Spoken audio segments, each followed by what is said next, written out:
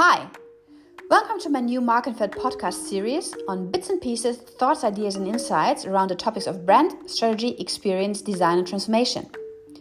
I'm very excited you're listening, so let's dive right in and start with the first bite on strategy with myself.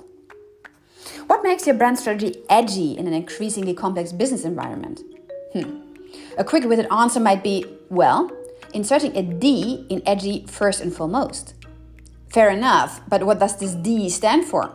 Data, design, or just simply distinctiveness? You might reply, obviously all of the stated, and be absolutely right. Especially in the age of a sheer influx of information and a growing digitization of business processes and brand experiences, it is essential for companies to clearly and powerfully design their strategies and enrich them with broader as well as deeper insights to stand out and make a difference. However, I would argue that the edge in a great strategy increasingly comes from the preceding three letters A for agility, B for boldness, and C for context. What does this mean? A for agility.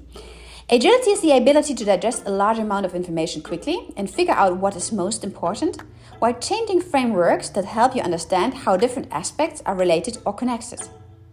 As data literally gets bigger every day, with companies having access to more and more sources and the right tools to process this plethora of information, they are incrementally able to combine structured and unstructured, as well as historical and real-time data, to develop strategies that not only capture the existing needs of their audiences, but also predict and therefore create future demands, defining and redefining whole industries.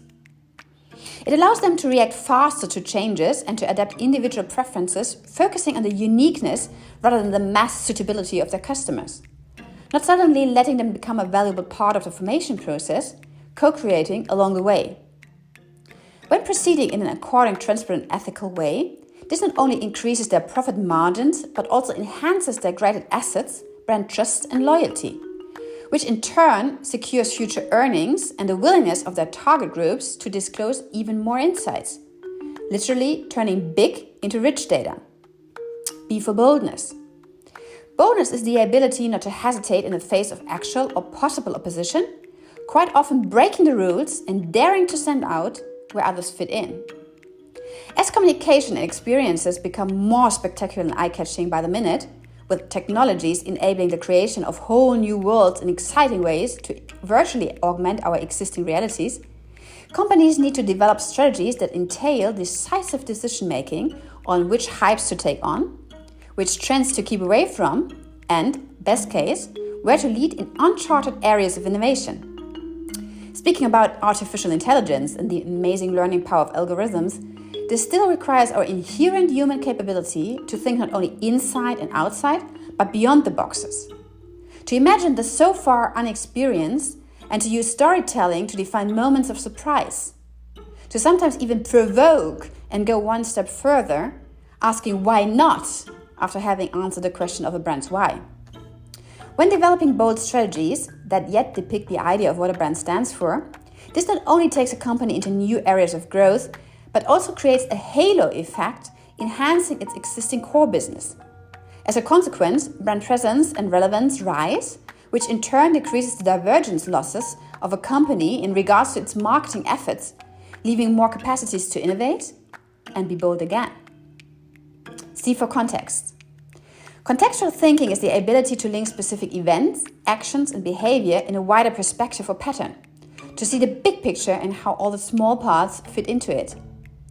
As the call for innovation grows louder every second, with empathy being right in the middle of the discussion, allowing for an even deeper understanding and therefore centricity of the customer, companies need to develop strategies that also take the rising variety of its target audience's context situations into consideration, being aware of an increasing independence of static and generalizable mindsets and behavior pattern.